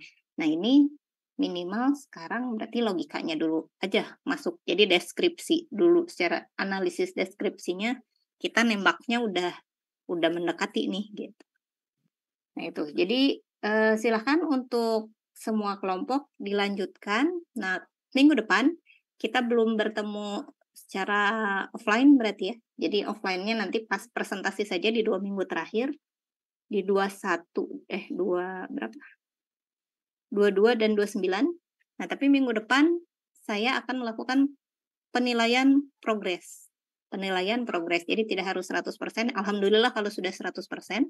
Nah, kalaupun belum itu tidak masalah, tapi itu akan dinilai. Jadi kalau ternyata minggu depan baru 70%, artinya perkembangannya baru sedikit dari minggu ini. Nah, itu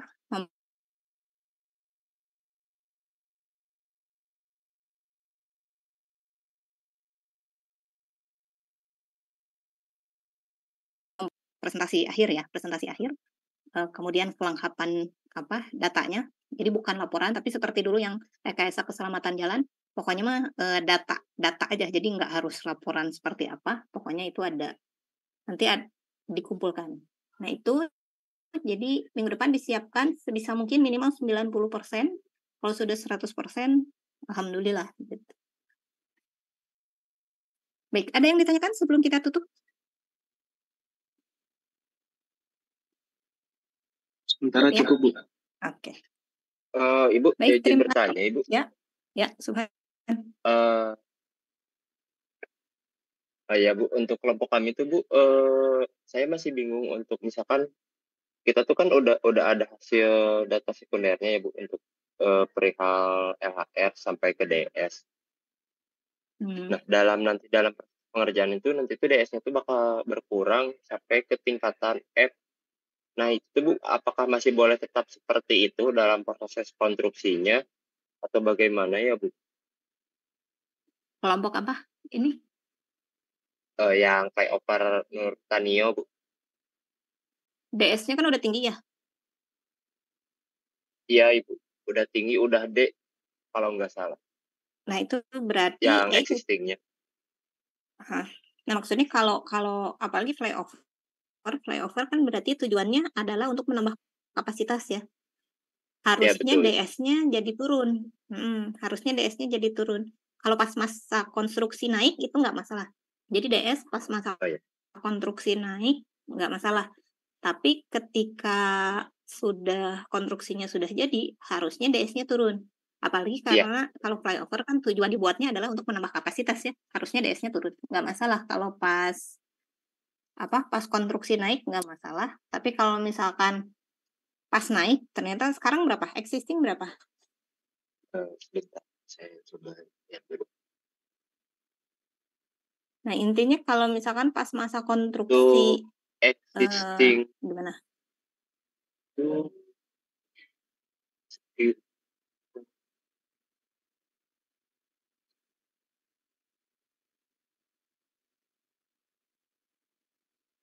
Ya misalkan nanti pas masa konstruksi ada pengalihan arus, nah itu boleh disarankan. Jadi misalkan selama masa konstruksi ada pengalihan arus yang misalkan yang arah kemana, jadi dialihkan ke mana, itu boleh. Artinya saat masa konstruksi, memang kalau masa konstruksi mau nggak mau pasti terjadi kejenuhan ya. Tidak di titik itu, pas titik pengalihannya pasti nambah padat. Itu nggak masalah, tapi diusulkan saja saran penanganan pas masa konstruksi seperti apa agar ya masih lalu lintasnya masih bisa berjalan. Nah, tapi kalau pasca konstruksi harusnya sih DS-nya turun ya, gitu. Ya Ibu sama ini, kalau misalkan kalau ada mau pengalihan arus itu ke terlalu jauh gitu Bu, misalkan yang mau ke daerah dekat flyover yang akan dibangun, misalkan ada stasiun. Nah kalau nanti pengalihan tuh jauh banget itu muternya. Ya nggak apa-apa, dibanding nggak bisa ini kan, ya makanya analisis tarikan bangkitannya harus jelas. Jadi arus lalu lintas itu yang melewati si jalan existing itu sebenarnya biasanya dari mana ke mana sih gitu ya. Kalau untuk yang area pemukiman sekitar kan mau nggak mau pasti tetap lewat situ. Tapi bisa jadi kan yang lewat situ tuh sebenarnya dari mana? Agak jauh. Nah, mungkin ketika ada pengalihan itu untuk yang agak jauh, maksudnya melewati situ itu memang ya karena biasa lewat situ, tapi pas pengalihan mungkin versi mereka nggak terlalu jauh karena emang awalnya bukan dari daerah situ. Nah kalau untuk masyarakat daerah situ sendiri kan mau nggak mau tetap di jalan itu ya, nggak mungkin kemana dulu gitu. Nah itu jadi alternatif jalurnya kita harus bisa usulkan si alternatifnya. Kalau misalkan minimal tadi pas masa konstruksi ini akan ada pengurangan awalnya berapa lajur, jadi hanya bisa dipakai berapa lajur gitu. Nah itu kira-kira pengaturan rekayasa lalu lintasnya seperti apa gitu. Nah itu termasuk yang harus diusulkan. Jadi sebenarnya tuh Bu, dari kelompok kita tuh ada pekerjaan pelebaran jalan dulu sebelumnya. Dilihat dari DED-nya tuh ada pelebaran jalan. Jadi kelompok kita tuh bikinnya tuh pelebaran terlebih dahulu. Mungkin ada penyempitan satu lajur dua lajur kiri satu kanan satu yang keambil. Nah setelah proses pelebaran baru akan dibikin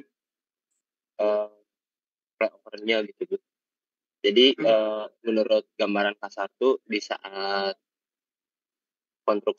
masa konstruksi pelebaran dan masa konstruksi flyover tuh kemungkinan sama kapasitas jalannya Bu. Nah mungkin akan terjadi penyempitan saja sih Bu. Nanti kita akan diskusi lagi. Sama ini Bu, satu hal lagi, untuk kan harus ada tempat buat penyimpanan barang dan alat berat ya Bu, atau parkiran pekerja. Dilihat dari peta lokasi itu cuman terbatas Bu untuk lahan penyimpanan, baik penyimpanan bahan atau alat berat atau kendaraan kerja. Kalau kayak gitu boleh Bu, lihat ada daerah yang sedikit kosong kita pakai gitu Bu. Ya maksudnya nggak kayak kelompok lain gitu. Tadi ada khusus sebelah sini karena kawasannya masih kosong dan luas gitu. Nah ini masih terbatas. Ya, kalau flyover mau nggak mau ya itu, kalaupun nggak ada lahan ya mau nggak mau kan di jalan ya. Kalau flyover itu nggak apa-apa, ya itu konsekuensinya pembangunan jalan peningkatan jalan itu ya seperti itu. Karena jalannya udah ada terbatas, pas pembangunan pasti dia akan membuat masalah, ya nggak apa-apa gitu. Ya kalau misalkan ternyata jalannya harus ditutup full gitu, ya bukan ya nggak apa-apa gitu ya. Maksudnya kalau memang tidak memungkinkan lalu lintas. Ini berapa lajur sih? Ininya jalannya? Untuk existing tuh 4/2 Bu. 4/2.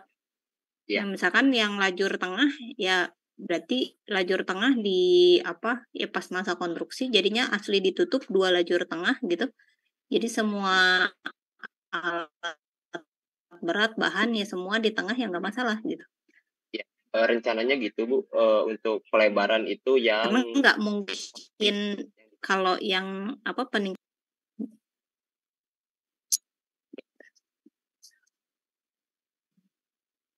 ya ini aja, dianalisis kira-kira yang paling memungkinkan itu seperti apa.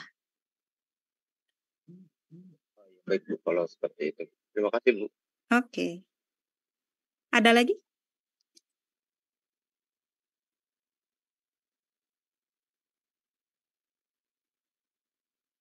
Mungkin cukup Bu dari kelompok kami.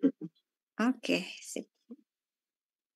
Oke, kalau tidak ada lagi, kita cukupkan untuk hari ini. Kita bertemu lagi minggu depan, nanti saya jadwalkan per kelompoknya. Jadi per kelompoknya untuk minggu depan dipersiapkan progres terakhir yang akan dinilaikan. Jadi progres yang akan dinilaikan. Kemudian itu kalau misalkan ada pertanyaan, itu boleh. Jadi nanti di minggu depan misalkan karena per kelompok nanti ada mau nanya kita yang ini kesulitan apa kira-kira seperti apa ya boleh, tapi kalau bisa idenya dari kalian dulu ya, jadi jangan pas diskusi itu blank asli nanya karena nggak ada ide, jangan gitu. Jadi minggu depan nanti saya kirimkan jadwalnya melalui Luis, nanti pembagian waktunya seperti apa, mungkin per kelompoknya sebenarnya tidak terlalu lama, nanti per kelompoknya 15-20 menit, jadi jadi tidak mempresentasikan keseluruhan, tapi inti-intinya nanti seperti apa, kemudian kita diskusi kalau misalkan ada kesulitan seperti apa, nanti kita solusinya seperti apa gitu. Jadi disiapkan ya untuk minggu depan. Mungkin sekitar ya maksimal 20 menit mungkin per kelompoknya. Baik, terima kasih untuk hari ini kita cukupkan. Saya tutup. Assalamualaikum warahmatullahi wabarakatuh. Waalaikumsalam warahmatullahi wabarakatuh. Waalaikumsalam. Waalaikumsalam warahmatullahi wabarakatuh.